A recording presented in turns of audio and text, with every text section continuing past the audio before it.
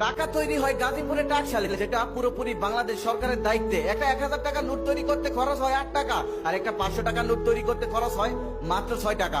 আপনি এখন ভাবতেই পারেন, যেহেতু বাংলাদেশ সরকার টাকা বানাতেই পারে, তাহলে কেন তিনি টাকা বানিয়ে সবাইকে বিলিয়ে দেয় না? সবাইকে বিলিয়ে দিলেই তো সবাই বড়লোক হয়ে যেত, কেউ আর গরিব থাকতো না, আমাদের দেশটাও অনেক উন্নত হয়ে যেত।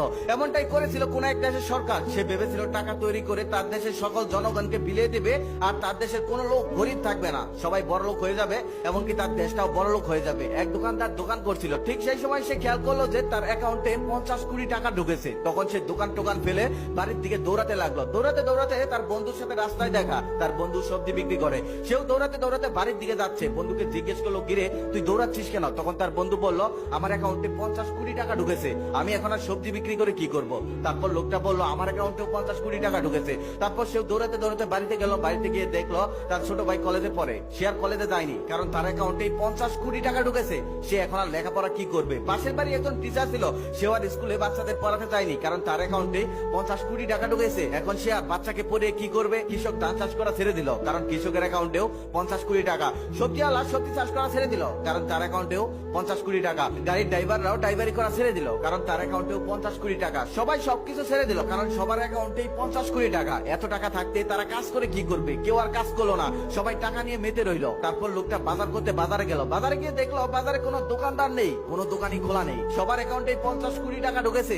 তারা দোকান করে আর কি করবে? তারপর লোকটা বাজার থেকে কিছুই আনতে পারলো না, টাকা নিয়ে গিয়েছিল, টাকা নিয়ে বাড়িতে ফিরে এলো। 2 দিন না খেয়ে থাকার কারণে লোকটা অসুস্থ হলো, হসপিটালে গেল। হসপিটালে গিয়ে দেখলো হসপিটালে কোনো ডক্টর নেই, কারণ সব ডক্টরের অ্যাকাউন্টেও 50 কোটি টাকা ঢুকেছে। তাই তারা চাকরি বাকরি ছেড়ে দিয়েছে, কেউ আর অফিস করছে না। তারপর লোকটা বাড়িতে ফিরে এলো। কিছুদিনের মধ্যেই সেই দেশে হাহাকার লেগে গেল, কারণ খাবার নেই, পানি নেই, পোশাক নেই, কিচ্ছু নেই, কারণ কৃষক ধান চাষ করেনি, সবজিওয়ালা সবজি চাষ করেনি, মাঝি পুকুর থেকে মাছ তোলেনি। তুলে কি করবে? সবার অ্যাকাউন্টে তো 50 কোটি টাকা, সবাই তো বড় লোক, তাদের তো আর টাকার দরকার নেই। কিছুদিনের মধ্যে সেই দেশের মানুষ অনেক বিপদে পড়ে গেল।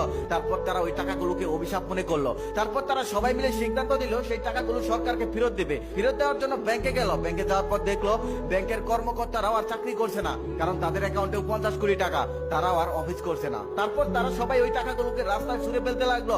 সবাই বলতে লাগলো, আমার সব টাকা নিয়ে যাও, তবে আমাকে একটু খাবার দাও। তবে কারো কাছেই খাবার নেই, সবাই একই অবস্থা করতে লাগলো। হাহাকার পড়ে গেল দেশে। তারপর সে দেশের সকল মানুষ সিদ্ধান্ত নিল যে আমরা আগে যেমনে চলতাম ঠিক তেমনি চলবো, আমাদের টাকার প্রয়োজন নেই, আমাদের বড়লোক হওয়ার প্রয়োজন নেই, আমরা যেমনি ছিলাম ঠিক তেমনি চলবো। তারপর তারা সবাই মিলে সিদ্ধান্ত নিল, আমরা যে যা কাজ করতাম আমরা আবার সেই কাজ শুরু করব। তারপর তারা সবাই মিলে সেই কাজ শুরু করলো।